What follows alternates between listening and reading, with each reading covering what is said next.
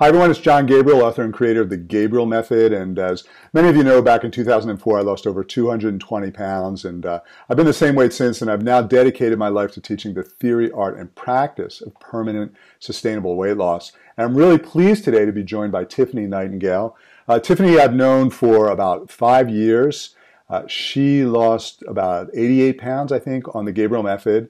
The amazing thing is she did it while she had 5 kids under the age of 6 and being a single mother. And on top of all that, she was still able to lose the weight. She has become a Gabriel Method coach. She's an amazing coach. As a matter of fact, she's been working with my brother over the last 3 years, and he's lost 180 pounds working with Tiffany, which is amazing. And she's also has her master's in a specific type of therapy called narrative therapy, which she's going to share a little bit about today. So I'm excited to hear about that. So let's welcome Tiffany. Tiffany, thanks very much for coming. Hey, thank you. Thanks for having me. It's exciting to be here. Cool. My pleasure. So tell me a little bit about that. You're a single mother of 5 kids, all under the age of 6.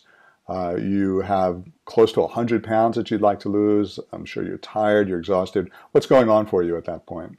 Well, yeah, it was a very difficult time of my life. But it was also a time that was sort of fertile ground for transformation, because I was sort of in a place where I needed something that would be sustainable. I had tried so many things and been successful at losing weight the regular way, the restriction and restraint kind of way, but I could never keep it off. Yeah. And now with 5 children, I had to be well for them and I had to be vibrant. I was tired of mothering from the couch, basically, because I was too heavy and too tired and unwell to be present in their lives the way I wanted to be.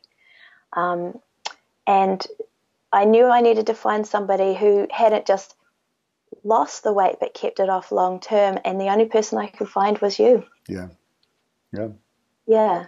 So it was one of those sort of special moments where you send up a plea to the universe and it delivers, because Now you lost your weight, what, 5 years ago maybe? Is that right? 4 or 5 years ago?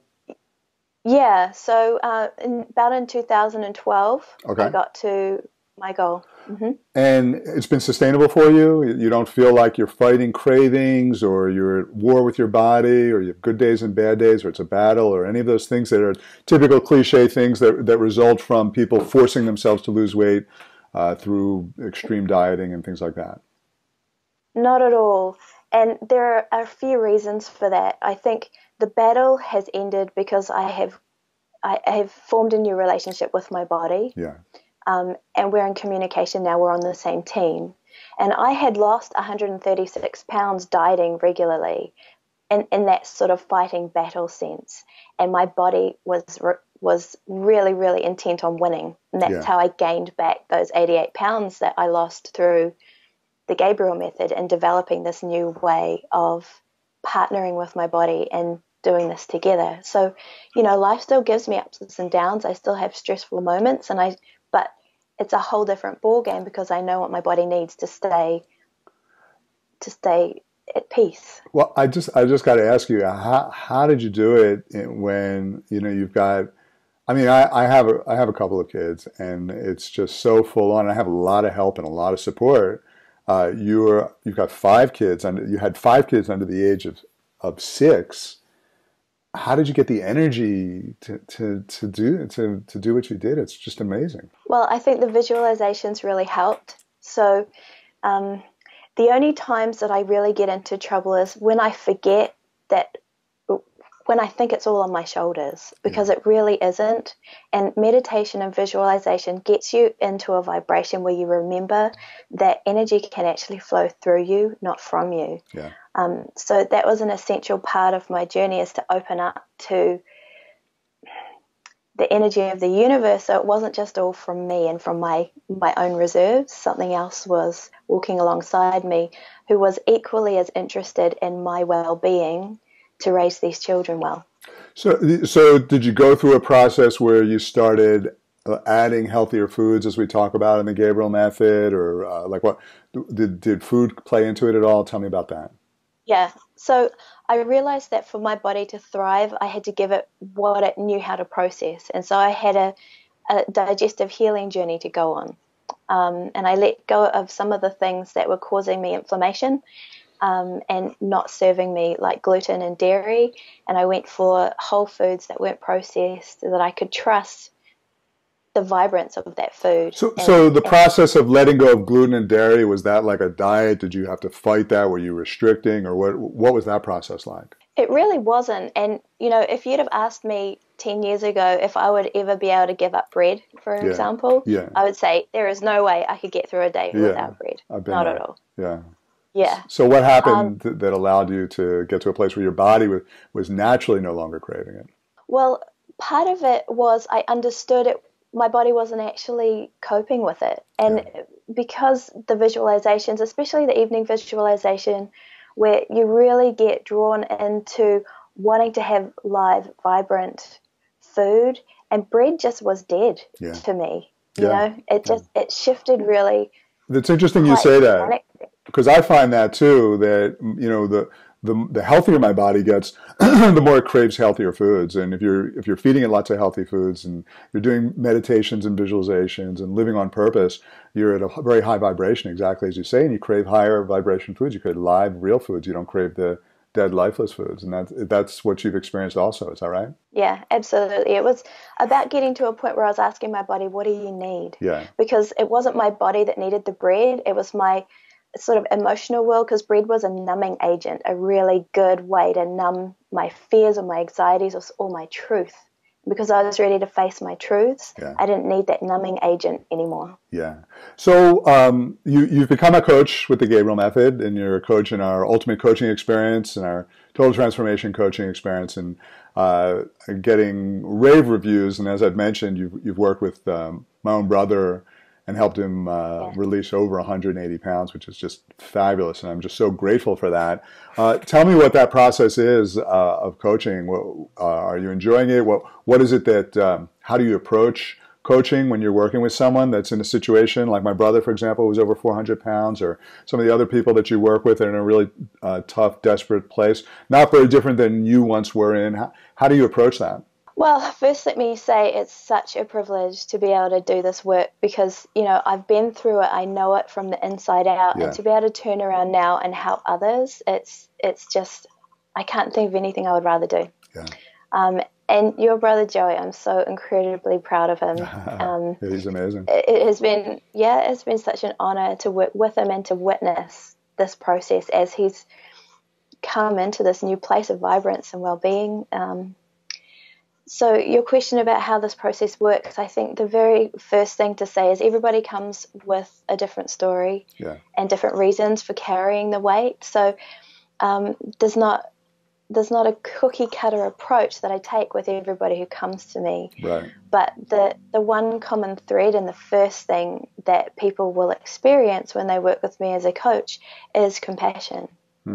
And I think people aren't necessarily expecting, when they come into a diet program, to be met compassionately. That's true.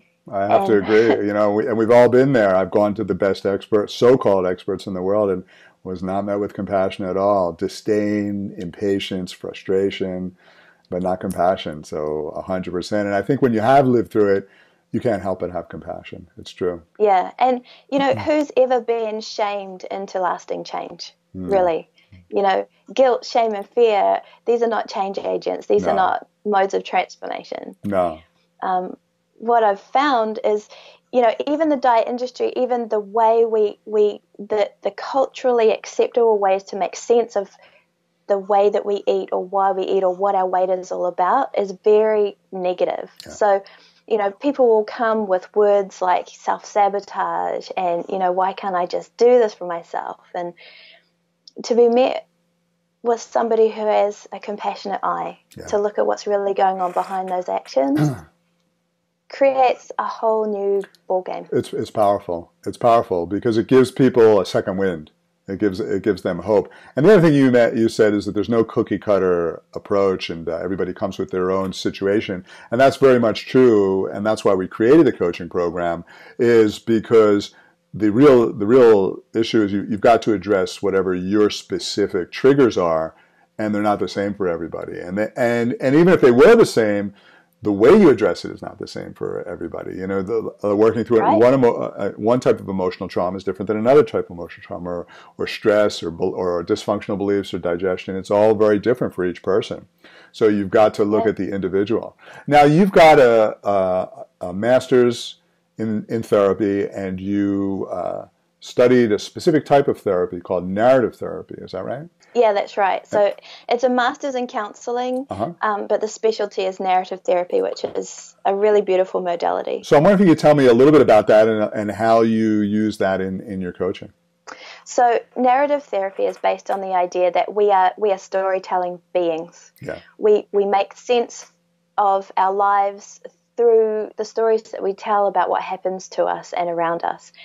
And we are, in essence, spoken into being in childhood by the adults around us. Stories are a really, really powerful way of creating meaning in our lives. But what can happen is we take on stories, or we create stories that shut down possibilities for our lives based on our experiences. And the job of a narrative therapist is to essentially be a conversational artist. You don't necessarily know the steps that you're going through as you're experiencing a narrative conversation, but the intent is to start to question some of those stories and look at alternative stories. And I certainly did a lot of that restorying work with Joey along his journey, and a lot of the other clients that I work with.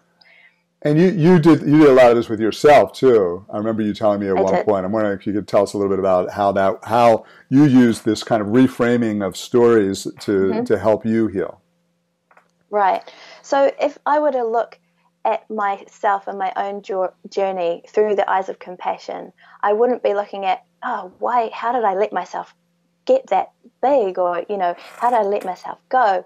I would ask myself, what were the values behind those actions that brought me to that place? Because we are only seeking to be in service of our highest values at any time. And sometimes those actions are misguided, or the results from those actions don't lead us to where we want to go. So I realized that when I was a child, my beloved grandmother passed away when I was 4 years old, and when she died, she had cancer. She was thin and she was frail, and she was just a tiny little bird when she passed. And my mother carried a lot of weight. She was quite heavy and robust, and she was my constant throughout my life. And so before I could cognitively understand that I had developed that belief, I believed that thin equaled frail, and thin couldn't stay. Right. And plus, you're a mother yourself, and so you had this belief that being a good mother meant being robust. And how do I have that constant presence in my children's life? How do I be a good mother? Yeah. The image that was created in my childhood of good mother, I had actually achieved that image to perfection. Yeah, right. By becoming big and robust. Yeah. Yeah. So, in fact, when my second daughter was brand new and I was quite ill, I dropped a lot of weight. Yeah. And I remember looking in the mirror one day and panicking because of this little girl. Yeah. Looking back at me, how was she going to handle motherhood? And I started eating again ferociously very soon afterwards. So were you able to use this reframing of stories as narrative therapy to help break the association that you had, the story that you had in your head that being a good mother meant being large? Right. I had to restory the image of good mother in my own life, and realize that I could be robust and constant and strong in a healthy, fit, vibrant body. It didn't have to be a large body. Right. So it was a game changer for you, right? It enabled you to let go of the weight while still having the belief that you can be a good mother and you can serve your kids without being that image of a mother. Is that right? Right. The question then became, I had to change the question to a statement of, I serve my children best when I take good care of their mother. Yeah. It's very powerful because most of us are unconscious of these stories that we have in our head or these beliefs that we have in our head, and we're always beating ourselves up because we're eating this, eating that, and as you say, self-sabotage. It's not any of those things. It's these stories that are leading us to a conclusion that we need to be a certain weight, and those are the things that need to be addressed. And when you do, the weight comes off and it becomes sustainable, such as in your case. Is that correct? Yeah, absolutely. Powerful. You know, people talk about disordered eating. I hear that a lot. You know, clients will come to me and say, my eating is getting so disordered. Yeah. And my question to them is usually, what if it's in perfect order? Yeah. And then we get to explore why it might be in perfect order for them, what belief it's fueling, what it is that's going on behind that action. And then we can start to shift the action in a peaceful way because it's in a place of understanding and compassion, Yeah. rather than, you know, depreciation and shame and guilt and all of those things. Awesome. So Tiffany, what would you say to someone that's just starting out right now and, maybe he's been discouraged and has tried to lose weight by dieting time and again and has never really addressed the real issues? What would you say to them right now? What I would say is, I believe there's a reason why they're being drawn to this work, to the Gabriel method, because I believe that we all have this inherent dignity that is asking to be honored and to be drawn to the work that you have brought into the world and the people that you've gathered around you who can support others to develop this in their own lives. It's because deep down you know that your body isn't against you. Yeah. And that you don't want to fight anymore. Yeah. And there is a way forward to create a partnership with your body and in a sustainable way, move to a place of vibrance and vitality. Awesome. Yeah. Cool. Well, Tiffany, you're a tremendous inspiration, and you've just been so invaluable for so many of our clients. And so I want to thank you for taking time to talk to us today, and for the amazing work that you do, and for the incredible inspiration that you are. And really appreciate everything that you're doing. Thank you. It's my great pleasure. Thank you for having me. Awesome. Keep up the great work. I really appreciate it. And those of you listening, if you'd like to learn more about some of the work that Tiffany does and in our coaching and the work with her and some of the other coaches that we have, just click on the banner below to the Ultimate Coaching Experience, and you can learn all about all the different coaching that we're doing and the way that we're approaching the issues that may be causing your body to hold on to weight. It's not about restriction. It's not about willpower or setting up a plan for the rest of your life. It's about addressing the real issues. It's about healing at every level, physically, mentally, emotionally, spiritually, the same way Tiffany has and the same way so many of our clients have done. So thanks very much for watching, everyone, and I'll speak to you real soon. Take care.